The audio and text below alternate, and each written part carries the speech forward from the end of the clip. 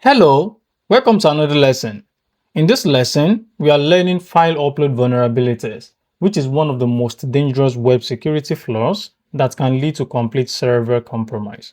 File upload vulnerability occurs when a web application allows users to upload files without properly validating the file type, content, or destination.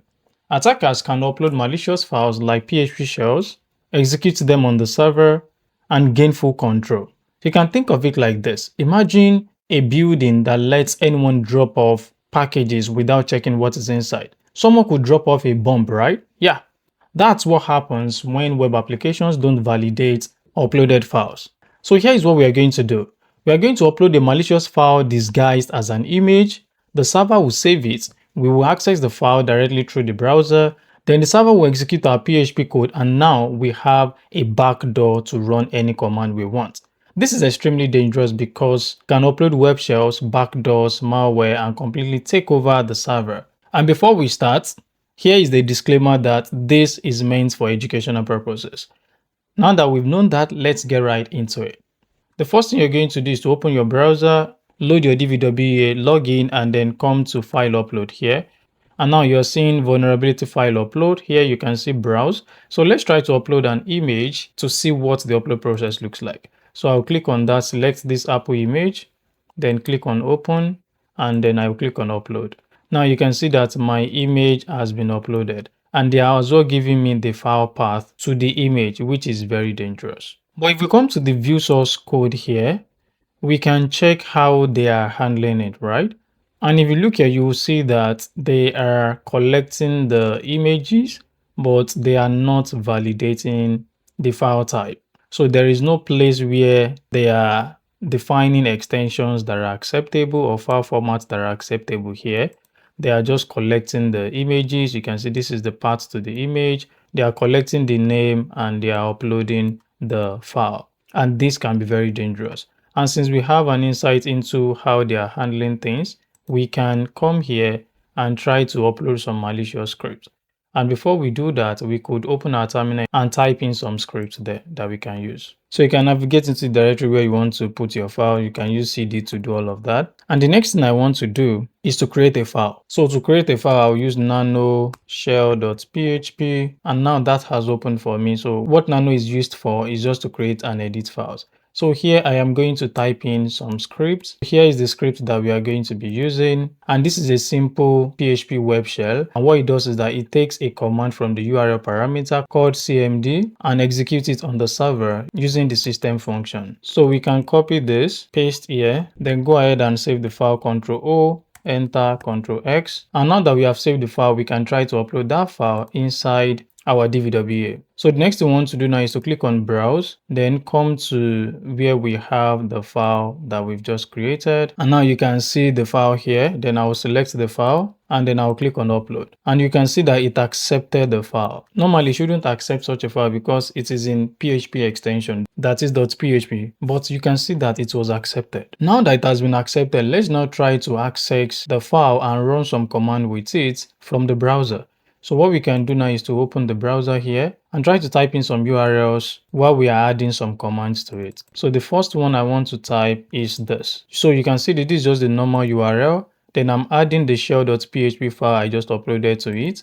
And I am adding the cmd to be who am I. So it is the who am I command that I want to run. And I could use this because when I uploaded the file, they gave me this path. You can see that here. And normally the path shouldn't be shown. So now that I've typed in that, what I just need to do is to copy this, then bring it inside my Firefox, then try to run it.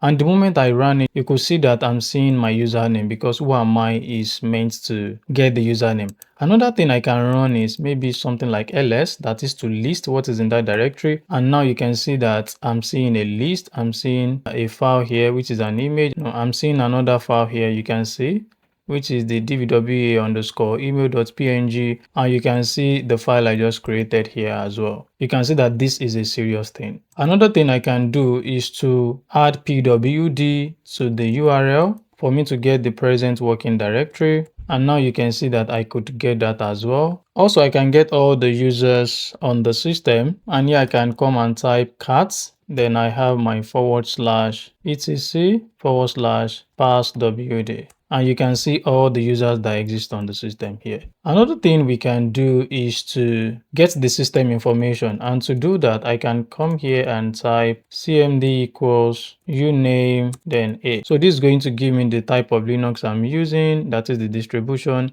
and it's going to give me the version and every other information that it's coming with it, and you can see that here. Now that we've done this, let's try something more serious. And for that, we are going to create another file, another web shell with a user interface this time around. So it's going to have a form where you can type commands and see formatted outputs. So let's quickly do that. What we can do is to use this script. And what this code does is that it accepts any file without checking the file type or extension. So you can see the script here. So it starts from here, from PHP down to this place. So this is just some HTML code, and what it's doing is that it is accepting a command. You can see the input field here, and then I have something like a submit button here as well.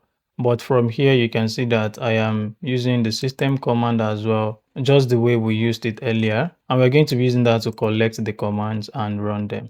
So let's try to copy this from here to here, copy this, and then come inside our curly. So for this, we can type nano webshell.php, and here we can put this. After that, Ctrl O, you hit enter, then you type Ctrl X to close it. Now that we have done that, what we'll do next is to come back to our DVWA. You can click this to refresh, and then try to upload the web shell. We have the web shell here now. Then I'll click on open and upload. And now you can see that the web shell has been uploaded as well. So what I can do next is to just load the file directly. So I can come here, then type this, which is dvwa/hackable/uploads/webshell.php. Then I try to run this. And the moment I run it, you can see that it is showing an interface with an input field where I can type in my command. So here I can type pwd to run any Linux command, and you can see that it is giving me my results. So I can come here again, maybe come back, type ls, and you can see that it is listing all the files in that directory for me. So I can come back again and type who am I, and you can see that it is giving me the username to my Linux. Now that we have seen that this is a big problem, how can we then solve it? To solve it, we need to implement proper file upload validation. So for us to do that, the secure code is going to look like this. And here you can see that we have an array of the extensions that we are interested in. And if there is anything outside these extensions, then we are going to output invalid file type to the user. Other additional security measures we can use are: number one, you check the file contents using get image size for images, not just the extension. Number two, you can store uploaded files outside the web root so that they can be accessed directly. And number three, you can set proper file permissions. Number four, you can disable PHP execution in upload directories. Number five, you can use content type validation. Number six, you can scan files for malware before uploading. And lastly, you can implement file size limits. These are security measures that you can consider as a developer or as a security engineer. Now it's time for assignment, and here is our assignment. This is what you're going to do. You're going to create a shell.php file with the nano command, and you're going to add this code. So you're going to follow this process to upload. Then after that, you can use these commands. So you can take your screenshot and then join our community to upload this. We are going to attend to you from there. So this is the challenge question, and I would like to see the answer to this in the comment section because I'm going to be replying you personally. The question is: explain the complete attack chain for exploiting file upload vulnerabilities. How would an attacker go from uploading a simple shell to establishing persistent access with a backdoor? What commands would they use? And how can organizations prevent file upload attacks in their web application? I'll be looking forward to see your answers in the comment section. So that's all for this lesson. If you're yet to subscribe to our YouTube channel, please do that now. Also, do not forget to like, share, and comment. Thank you, and see you in the next lesson.